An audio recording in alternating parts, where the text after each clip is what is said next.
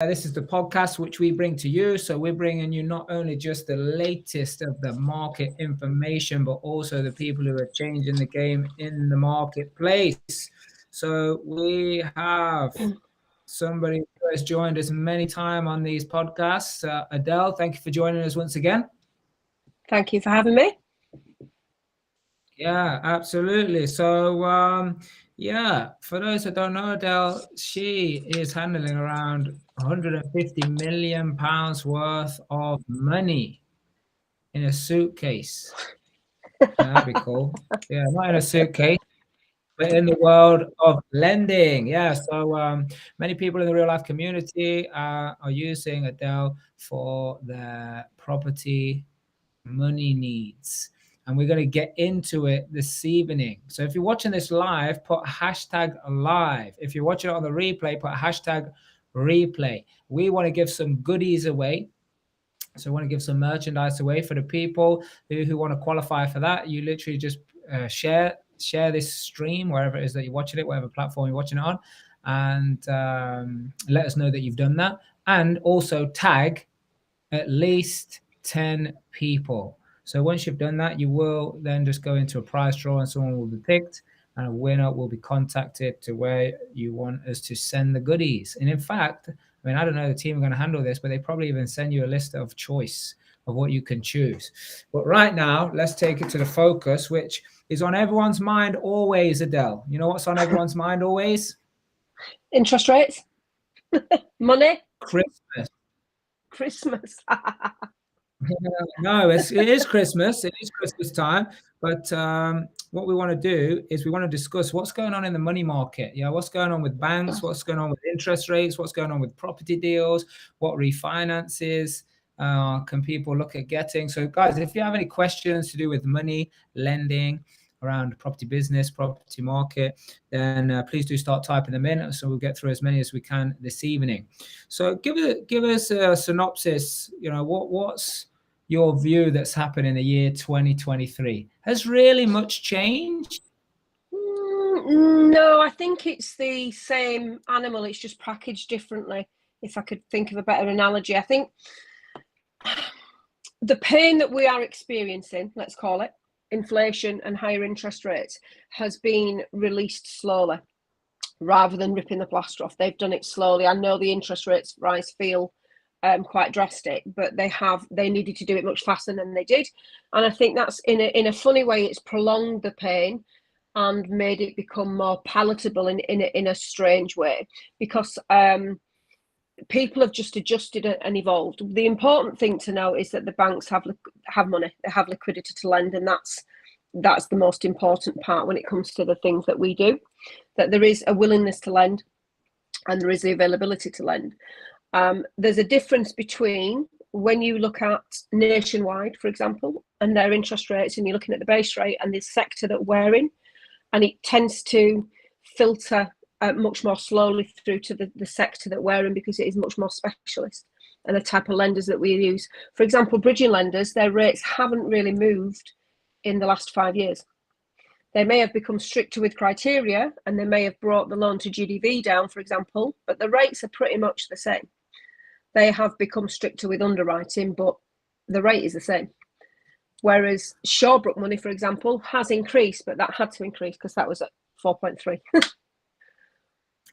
Yeah, so just for anyone listening, you know, depending on what stage of your business journey you may be at. So like the thing is with bridging loan, it's obviously the rate was always higher anyway. So the margins were, you know, built in, so to say. So nothing's really actually changed. But I remember because I had a statement come through not long ago, and it just reminded me in 2017, I locked in a rate. 2017 of like 4.8. There was another one I locked in at 5.2. These were when they were much, much lower. Yeah. You know, on some mortgage products, you could get 2%, you know, but I was always working it out at 6% anyway as a stress test. And then we were like, yeah, we'll lock things in long term a bit longer. I think what's killed a lot of investors are the ones that were making deals work at only 2%. Yeah. And now when all these are coming around to refinance, obviously it's just, if your deal only just scrape the barrel at 2%, you're in a little bit of trouble, right? Absolutely. You need quite a lot of headroom. I think if you are managing multiple tenants, which a lot of these models are multiple tenants, you need to give yourself plenty of headroom. The secret to every business is cash flow. It's profit and cash flow. And as long as it keeps flowing, it's flowing in the right direction, you will sustain, but you have to be able to make a profit as well. Otherwise, there is no point to doing it. What's happened with interest rates increasing is it has also increased rents. Sadly, for the people who are renting, it's increased their rent. So the cost of living is increasing, all these other things that are impacted by it. So increasing the interest rate has cooled the market. It's not cooled the market as much as it should normally do, because inflation is much more complex now. And as a result of that, investors they have got higher costs, but they're also able to attract higher rents, which is then linked into the value. So in a strange way, this is what's allowed it to keep on rumbling on. It hasn't ground to a halt like it did 2010, 2006. Completely different issue. It's evolved. It's got faster. Yeah, it has got faster. It's evolved. It's essentially the same thing. It's just got a different outfit on. It's the same thing. So let's discuss both sides of the sword, so to say. So there's one side of it, of maybe people who are not in the game, or maybe they were kind of only dabbling in the game, and now they're probably putting the brakes on. Let's just say that for now. Yeah, but then the other side of it are the ones that have kept going, and I think we have to add a little bit of logic in here. Of there was a lot of hype in the news, and there always is in the news, no matter what's going on. I mean, let's face it, those had, like, what is the news there for? The news is to get people's eyeballs. Yeah, so of course they're going to put stuff that grabs people attention. That's what it's designed to do. And I think people forget that, and sometimes get like dragged into all the dramatization of it. But like we've already established, nothing really changed. But like, what can we tell the people listening, Adele? What can we give them to satisfy that left brain, the analytic brain that says, well, yes, the interest rates have gone higher and the bills are higher, so a lot of people out there saying property deals don't work. I mean, number one, obviously they need to be trained properly and coached properly, but what can we do to settle one's mind that might be in a little bit of state of paralysis? I think for me, as long as you do your due diligence, you assess the market that you want to invest in, whatever area that might be, whatever property type that might be. Nobody has a crystal ball about interest rates. They're probably going to settle in about 12 months, but I said that 18 months ago and they didn't. So, everybody would be billionaires if they could predict that. It's a very complex issue, but for me, as long as you do your due diligence and you allow yourself enough margin, property has always been a long-term goal. It's always a long-term investment. And there are peaks and troughs within the market, and there has been since the property market began. There will always be, and that's why the long-term goal is really the aim. If your strategy is to sell, then obviously you need to be selling on a high, not on a low. But if you are holding, providing your business makes a profit and there is enough margin within that profit, you can sustain the higher interest rates, for example. We are at the bottom. We're at the bottom of one of the cycles at the minute, so it will start to increase again slowly. It may start to tighten up a little bit more, but you are going to start to see the advantages again, probably over the next 5 years, I'd say. And Adele, what are banks looking for? Because I just want you to maybe give people an idea of how they can structure their business, because I've got many properties in one company where I can't believe I missed this actually. It was actually base rate plus 5%. That was the deal. Yeah. And obviously at the time I was basically only paying just over 5%, but now I'm paying 10%. And I receive a letter from the bank saying, based on your rents, like, this don't fit our lending criteria anymore. Now they give me 12 months to do that, but obviously they also know that I've got a lot of other properties that can foot the bill, even if it's not fitting the criteria. So what is it banks are looking for, and what are some of the cool strategies people should be looking to do or build into leveraging? You Single lets have started to work again, and they haven't changed the stress test. The percentage within the stress test has changed. So instead of them stressing at 5%, they're having to stress at 5 plus 2 at 125%. So they've added another 2% into it. It's got higher. The 5-year deals are always stressed at the pay rate. So whatever the pay rate is the stress test at plus 125 or 140, depending on the asset class. The best way to sadly is to increase rents. And I say sadly, it's not sadly to landlords, but this is what is driving rent increases, and rents are increasing all over. They have to do, and it's not necessarily driven by landlord greed, because I do read a lot of really negative press about landlords, which upsets me a lot, because I know a lot of very good, genuine landlords that just want to provide. Sorry, what was that? Well, what's so bad about the rents going up? Well, it's just more difficult for people to afford it. So when you're talking about the cost of living really is energy prices, fuel, petrol, which is starting to creep back up again, and then you've got your gas and electric, and it's those things, and food has gone up as well. A lot of that is linked to Brexit as well as some other issues, and then you've got. Sorry. But so is wages, right? Yeah, it's not going up in line with the cost of living, though, because it can't do. I mean, energy prices have gone through the roof. The reason rents are increasing is because... Are you talking about... Am I talking about... Are you talking about minimum wages not gone up?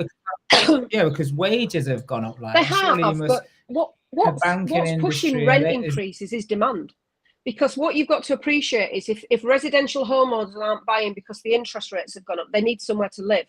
So they're going to rent. That creates more demand, which then increases your rent, which is this is what I'm saying. So what has happened has actually benefited landlords, because it has pushed up demand, which has then pushed up rent, which has then helped with whether it's a single family unit or it's a yield-based commercial valuation assessment that we're looking at. It increases the value, it increases the cash flow, and it increases the value. It's literally booming right now. Like you say, buy-to-lets, the single lets are all happening now, or like working again. Obviously, the house and multiple occupancy, if you know what you're doing, because obviously, if people were scraping the barrel anyway, then, with slight increases, it's going to push all that out. Service accommodation is absolutely killing it, because people want to travel, and people are wanting to have these short stay lets, and contractors, which means that the agents are now killing it, because houses are still selling, but rental market, they don't even have to do any freaking work. Yeah. Like, if you watch the news, you wouldn't believe the reality. I don't watch the news. I look at the financial news and I look at industry news, but I don't watch the 6 o'clock news or 10 o'clock news. I haven't watched it for probably over 20 years. And whenever I have caught it, it's extremely depressing and miserable. It's not reality. It's scaremongering. It's inaccurate, completely inaccurate to what is actually happening. That's not to say it's all sprinkles and rainbows. It is a tough market. You have to know what you're doing. You need to do your due diligence. You need to get your knowledge, get your professionals in place, the people that you know that you can rely on, that know what they're doing. And it's still a good business model. It's just harder. And I think whereas in lockdown, it shouldn't have been as easy as it was. It was very easy. And I think now it's become tougher.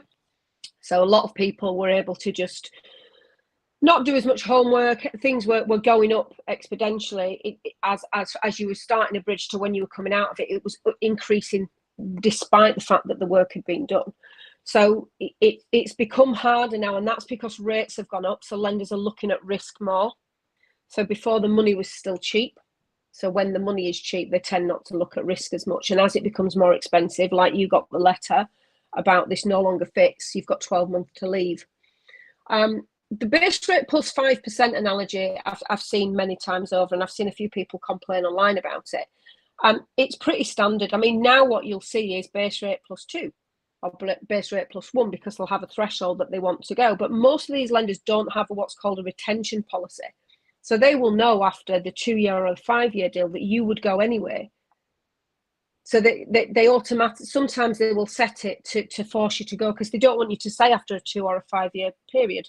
their business model is set up that you won't do 25 years with them, unless you're at someone like one of the major lenders. But they have like it's just a non-retention policy. They have like a turnover of short term that they prefer. And why is it's that? Just the way that they've set up their funding lines. It's their business model internally, how their back office works, and what their business model is to get optimum profits. That's just the way that they have decided to work. There are some lenders that won't offer you a product transfer, for example, and then there are some that you can literally call up TMW. You can call up and arrange a product transfer over the phone, and it's done within about half an hour. Some want you to go through a broker and go to another lender. They're all different. Yeah. So what should people be looking out for, when they're setting up, projects these days? I know you do a lot of lending from going on a bridge to then a term. So like, what do people need to be looking at to make sure the banks view them as a good deal to work with? Doing your due diligence, having your build costs ready, having them analysed properly, the documents that you get from the builder. I'm seeing more and more lenders, and to be fair, as a client, you should ask for this anyway. It's called a cash flow statement, and a cash flow statement is essentially the schedule of works put into a spreadsheet, and it'll show you a timeline of when they expect jobs to be done. And as it goes across, each box has an amount in that relates to what they're going to charge, so that you can see at any one point within your build how much has physically been spent and how much has physically been done. So when you call for an inspection, it just makes it much tidier. There's two types that you can operate with. One of them is scheduled payments, which most lenders don't like, and that's where a build cost will be split into equal payments regardless of how much work's been done. And lenders don't work like that. They work in arrears with what's been completed. And the normal one, which would be an asset manager or a QS assessment, completed works they'll pay for. Having your cash flow statement shows that you've thoroughly thought through what cash is going to be needed at what point. Always make sure that you've got a deposit, whether it's 20%, 10% for the builder to start. Have your drawings ready, and just basically have a well-researched team ready. Your build team. Are you having a project manager? Who that project manager is? These are the main things, really. Lenders like the bridging lender with evaluation pack it helps the surveyor. Lenders aren't too bothered about them. When you're doing the exit, I think evaluation pack does help the surveyor appreciate the work that you've done and the due diligence that you've done as an investor, especially into the area and why you chose that area, the demographics, the transport links, all these sort of things will go into that. And I think that's quite valuable. John just said the cash flow statement never looks the same at the end as it does at the beginning. What can no, it doesn't. Yeah, so what can people do so they don't start panicking? Because I know you work with a lot of people that don't panic. Because they've been trained well in real life community. So like, what can people do like when things do change? The timeline might slip a little bit. I think might go from up. I think from starting the application right through until you've finished the refinance, you have to be prepared to be able to adapt quickly. Any business being able to adapt is the secret to success, and it's no different within property. And property is varied. You'll often get a wild card. There'll be something that comes out that you weren't expecting. Extra work in the middle of a job, for example. You didn't realise that, that you had to go back to brick. You thought you could manage with the existing plaster is one that can come up. And it's having that contingency within your build that will cover that. Or having your own float in the background so you've got the money in the bank if they needed to do that. Having the ability to accept that things are always going to change, but try to find a solution. You must keep moving forward. You've just got to keep moving forward. Because if you're in the middle of a bridge, you can't really stand still. You've got to keep going. And having a team that supports you like that, the build team that supports you like that and is willing to work with you to come up with a different solution and can do it quickly is really key. Yeah. So I just want to talk about the mindset a little bit, but then, let's back it up with some technical opinion, because the mindset is there's a lot of people that have like a block around money, yeah, as it is, and like especially British people, they don't talk about money very freely or very openly. So, what's your advice to people that might not, like, let's say things start to slip or they're not going the way? You know, obviously, people really need to be contacting and speaking to the banks, or at least informing the broker who's speaking to the bank. But what's your advice around that to help people do that rather than procrastinate? Like you said, communication, clear communication. This is what's happened. This is what we propose to do. This is how we're going to fix it. I generally, especially with new investors that are new to bridge refinance development, I always help them with tranches anyway. So I'll ask them to send in the up-to-date schedule of works that will match the invoice. That then goes off to the QS. The QS completes a report and it comes back. And if there is a difference, I can usually see it straight away what hasn't actually been completed. Quickly to just go back to the builder. Has this been done or hasn't it? Well, no, it hasn't, but we've bought the material. Well, unless the material's on site and being fitted, you can't have the funds for it. It's just about communication, because you don't want to upset your builder. Just like you're in the middle of the builder and the lender, you just need to make sure that everything's clearly communicated. Yeah. Okay, cool. We've had a question here, looks like on the YouTube, saying, is there any lenders that do an 80% LTV and 100% build cost? There are, I think there's one that will go up to, potentially is. The issue that you have with the higher loan to value, because they're going to give you a higher loan to value and a higher loan to GDV, it's to do with the mechanics of the actual facility. So if you were to look at a 70% loan to GDV product versus a 65% loan to GDV product, when I've cost analysed these two transactions, the 65% deal is better, because the 70%, the extra 5%, you're literally just giving back to the lender, and then the costs on top of that. It makes no sense to do it whatsoever. So they are out there. My question to you would be, why would you want to leverage so much on a bridge? Because even though you're getting 65, 75, 70% day one, you have to then deduct the interest off that. So you're roughly going to need about 40% to purchase, and then the rest of the works is funded and the interest is covered. If you're at 80%, you've got very little wriggle room. Yeah, so if you can follow up on that question, the only name is coming up is C. Yeah, but I'm assuming like wanting to leverage as much from the bank as possible means less kind of private cash going into it. But I suppose that's going to just come down to knowing how to raise private finance, which a lot of people, Adele, are still. So I'm hoping you can bust the myth with your experience and your viewpoint from your position. Yeah, but they're still like, you can't do it. You must have your own money. You know, so what can you tell us about banks where they know that obviously people are raising money from other places? If you went to Birmingham Mid-Shires or Precise or Fleet or any of the what I'd call an off-the-shelf buy-to-let lender, and I'd got money from Mark Harvey to buy this property, and we're not related, they wouldn't allow it, because it's none of my own money has gone into the deal. But a bridging lender will accept it, and the commercial end lenders will accept it as well. The main thing you need to do is you need to make sure that you carry out proper AML checks, which is anti-money laundering checks. You need to check ID, and you need to check the source of the funds. You don't want to be getting dragged into some kind of illegal activity because you haven't checked. And if you haven't checked, even though you didn't take part in the illegal activity, you are just as culpable, and you could be prosecuted. So that's a really important thing. Bridging lenders accept third-party money all the time. The money would be subordinated behind the lender's charge, so that the lender will have to be repaid first before your investor can be repaid.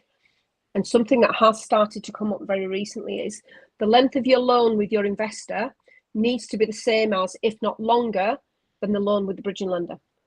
And that's because the deed of subordination prevents them from being repaid whilst the bridge is in place. So if you've only got a 6-month loan. So that would. You've said that again? Anyway, right? that's almost a given. If the clause is they can't be paid, they've Yeah, got to be paid back it first. is. Obviously, the term, I It suppose. is, but a lot of people don't realise. So that's the bank. So that. Sorry, I think there's a slight delay. But is that so? Are the banks now doing the due diligence on how long is your loan or what is your loan agreement? It's always here? been there. It's only come up because the condition is within the deed of subordination, and sadly, Mark, most people don't read things when they're signing them. And when investors have now started to read through the deed, they've realised that they cannot be repaid, but they've only got a 6-month agreement. And what some investors will do is they'll take a 6-month and then they'll replace that with another 6 months to go for the 12-month for the lender. The lender won't allow that. It has to be their money has to stay in until they have been repaid. And people have maybe signed in the past and not realised because they haven't read the document. Yeah, of course. Now, just going back to what you said before about the anti-money laundering. Obviously, the solicitors do this, right? I don't want people to just sit there like, oh my God, what have I got to do? As a limited company, you should do it as well. A lot of people don't know that the anti-money laundering laws do apply to limited companies. They apply to businesses. So you can't take £50,000 in cash off somebody and then put it into your bank account because you can't verify where that 50,000 came from. It's the same, even though it's come from a bank account. You need to. There are systems that you can sign up for that will verify somebody's ID to make sure that they're not a politically exposed person, for example. It verifies their ID and the proof of address, but it doesn't validate the funds. So you need evidence. So you need to see if it was a house sale, I need to see a completion statement and a bank statement showing the money going in. If it was a bonus, you need to see it on a pay slip. But what about if the solicitor has done it though? Can that be like the business can piggyback? Often, yeah, but the solicitor wouldn't normally do it until the end. Whereas you have probably negotiated the funds before that point. I do it as part of my application process. I upset some people with it because some people, if they're not aware of it, they just get a little bit uncomfortable with it. But it's a legal requirement. You've got to do it.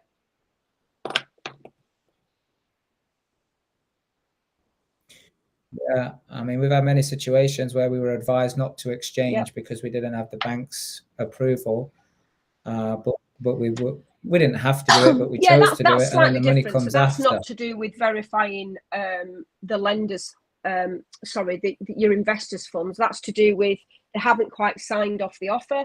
I mean, it's perfectly within your rights to exchange. You don't always need the lender's clearance. The lender will say if you want to exchange, it's at your risk. And that often happens because you need to secure the sale. Here's a great question. Yeah, I don't know how to phrase this question, although it's been phrased as, can the funds be gained from cryptocurrency? So basically, can people cash in their crypto and then say, here's the cash? I've only done it once, and it's really down to whether or not the lender accepts it. Yeah. Okay, and we've got a follow-up from our previous question on the loan to value. So it's just to reduce the initial upfront capital required. So I think it was potentially allow me to get into bigger deals. Yeah, it's a great question. I don't know your full name here. So, maybe you can let us know in the comments what your full name is. It's coming up as C. But the thing with that question is, the thing with that question is they have started to bring in what's called loan to cost. So you've always been aware of loan to value and loan to GDV. Loan to cost is something that used to really only apply to ground up, but they've started to bring it into refurb now. And what loan to cost means is the purchase price plus the costs cannot exceed 85% of the loan. So at 80% day one and 100% of the build cost, you will probably be at about 100% of the. It would be too high. They wouldn't allow you to do it. So that loan to cost assessment that they've brought in has started to bring loan values down. So yeah, but again, that's when someone's not knowing how to raise the private finance side. So C, or whatever your name is on here, I would suggest go to the Mark Harvey YouTube channel and watch the series Transformational Tuesday, because you'll see a load of people who have raised over £1 million in private finance. Many people have raised 2, 3, even up to £7 million private. and then they get the rest for the bank. So we've had people who have built a £20 million portfolio using other people's money. Someone who's done a £27 million portfolio and he's raised £3 million of private finance. So if you go watch those videos, that'll give you a better idea of how you can actually structure not just a deal, but also a portfolio, because and this is what used to stop people getting in the game. And I don't know if you've seen it change over the years, Adele, but what used to stop people getting in the game is the fact that either they thought they needed their own money, or at some point, I mean, obviously I wasn't around 20 years ago doing this game.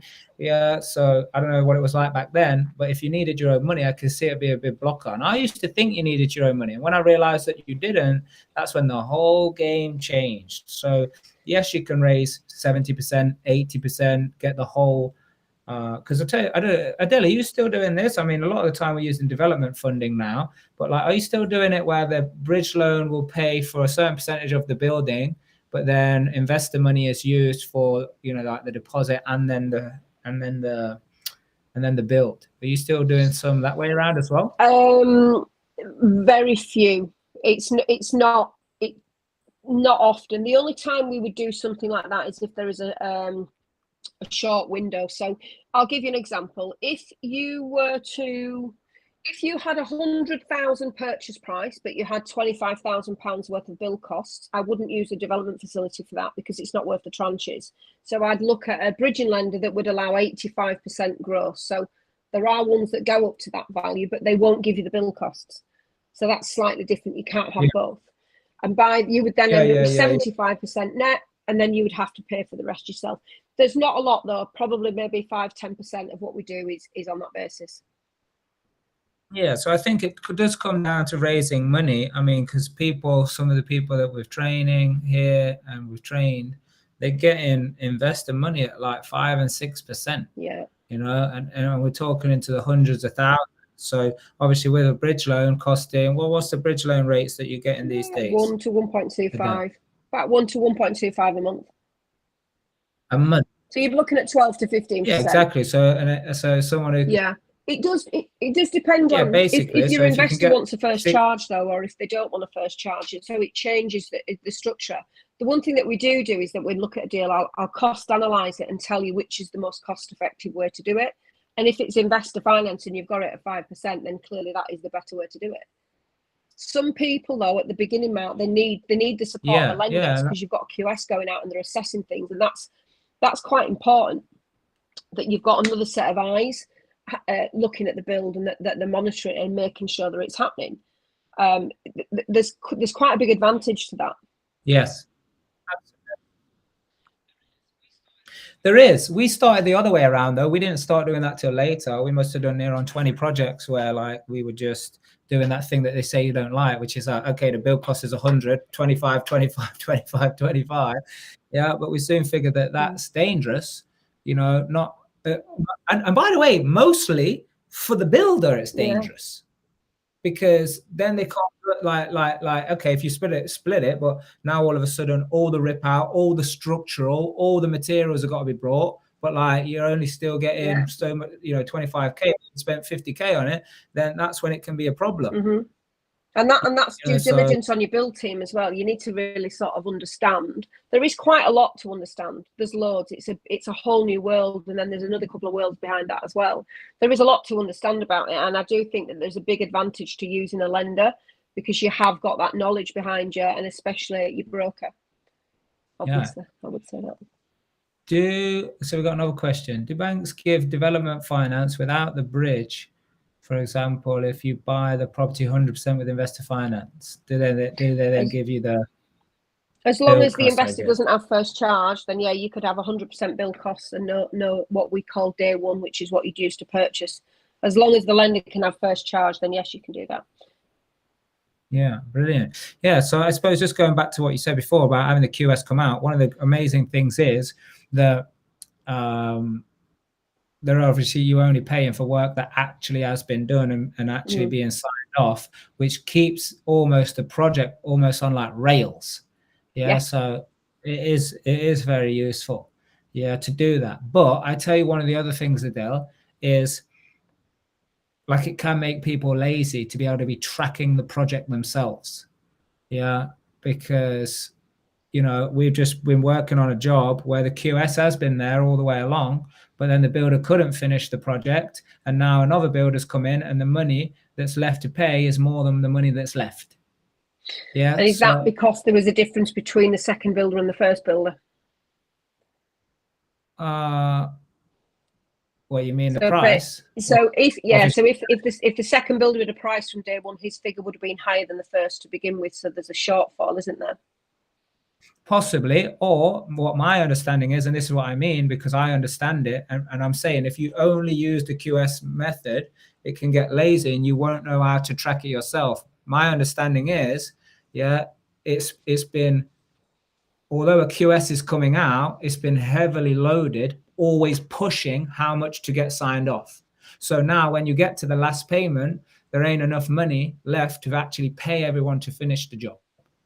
If that's making sense. But but if you've used a cash flow statement, which I know this job, and if you followed the cash flow statement, unless there'd been any amendments, you know, like where they've added different things in, I don't know, they want brass taps instead of black taps or whatever, the finish is different. The second builder's job would have been more expensive, but this is why a cash flow statement really helps you, because it does help you track and you can spot straight away what is different. Well, that invoice is 10k higher than what it should have been as per this statement. Oh, we've used black taps, not stainless steel. That's where the difference is. You can see it straight away.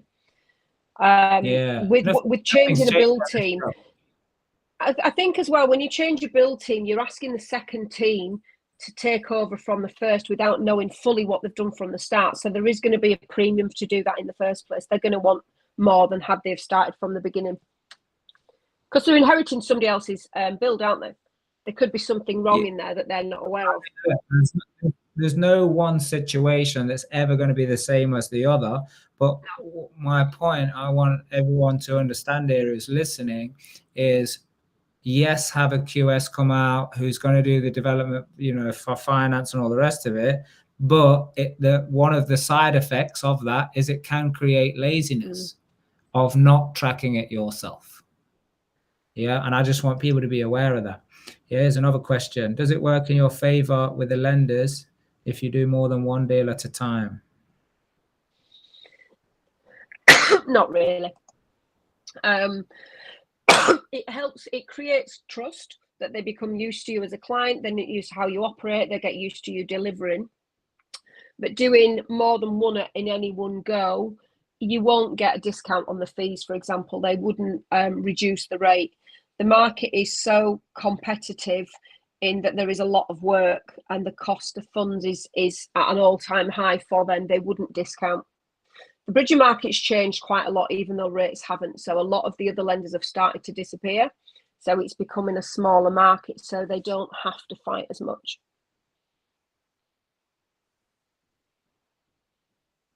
Brilliant. But I suppose, I don't know if this was Ryan's question, but I want to tag on to that question, is what happens if banks do start to see, you know, you're starting multiple projects? Are they still going to, as long as the deals are stacking, are they still going to, you know, follow through with the lending, or does it become a point where they say, hold on, got many ongoing jobs? I think as long as you've got the cash flow and you've got the cash to cover each job as it starts, they're generally okay with it. I think my question to you as a broker would be, do you have enough to cover this? Are you able to see all these through with what you've got in the bank plus the lending? Are you happy to do that? It's a lot of work. I have got clients that have got 4 in. I've done more than that for one client before, and it is doable. It's a lot of work though.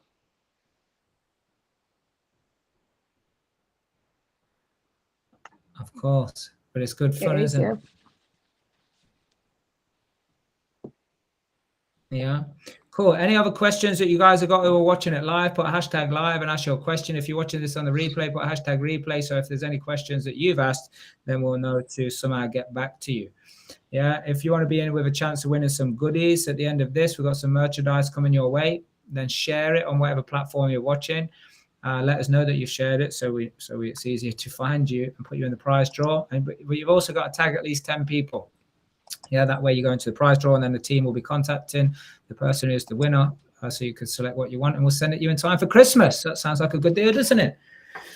Yeah. So as we start to wrap this up, because I know you're going into our private mastermind for the Real Life Tribe community, Adele. So as we start to wrap this podcast up, what would your top tips be for people? Let's start with the people who want to get started. You know, they're not already in this game, but they're like, yep, want to get started. What's your top tips?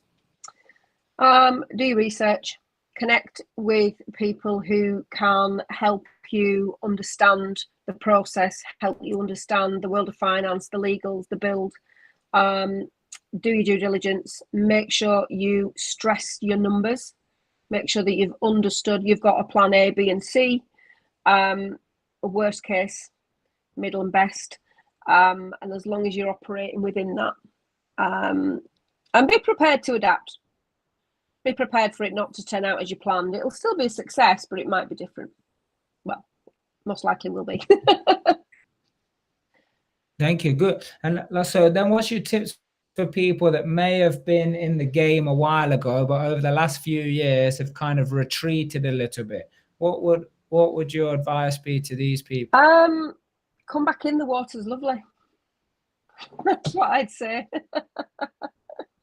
There's loads of activity. Nice and simple. Nice and simple. There's loads of activity. There's a lot of opportunity. Good. Good. And then last set of people, I suppose. What about the people that want to go big, go large, want to play a big game? What's your advice to these guys? What's your main reason? What's the main driver for you to go bigger? Are you prepared for, you don't automatically double the profit and the value just by doubling the size of what it is that you're doing? You need to really drill into the numbers more, because bigger numbers becomes way riskier. There's nothing wrong with small and staying at that level. Some people want to scale up, but the main question would be why? What's your main reason for doing that? And this is actually the reality. Yeah. I mean, the people not the people who want to do like bigger deals as such, but maybe they want to do more of what they're doing. Just in some way, shape, or they want to up their game. What would your tip? Okay, so your first question would be like, why you want to do that? And obviously I can't answer that, but yeah, there's people want more money, they want to have more freedom, they want to create a bigger legacy, they want to have a bigger impact. I generally look at what it is that they're trying to create. Again, why? Are you looking for, I don't know, net cash flow of 5k a month or 10k a month or 20k a month? And then work out a strategy. So as I'm sure you mindset people know, where do you want to be? That's your goal. And then we've got to work out a plan backwards, reverse engineer it, and then start at the beginning. And if it is to have an unencumbered portfolio within 25 years, for example, worth 10 million quid, or, you know, you come up with the end game, and then we can work it backwards to work out a strategy for that. Nice, love it. So we'll probably want last chance to just get this last question in. Is there any difference to the banking process and interest rates on development finance once the bill work goes over $1 million? Yes, and that's because you wouldn't necessarily use a bridging lender for that. You would be looking towards what's called senior debt, which is actually what development finance is. The kind of finance that we use in this sector would be a refurb bridge. It's run by a bridging lender. Senior debt is run by the bigger lenders, and they'd look for a minimum debt size of £1 million. The assessments that go into that take much longer. And yeah, it's a very drawn out process. You would probably need your own in-house QS, not just the lenders, and those two people would meet each other every month, sometimes every week. It's a lot more complex. It's doable, but you need to have a lot more track record to do that. Nice.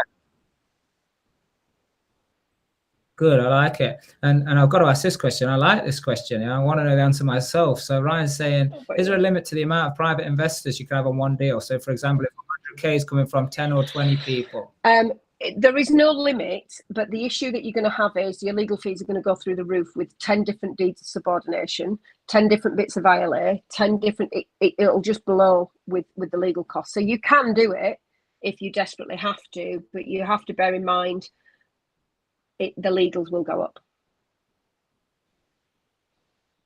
Nope. So is there a way to consolidate it? No, because you have to trace the funds back to the original source. So some people have put almost like a company in the middle. So you lend to all the investors lend to one company, and then that company lends to the company that's buying.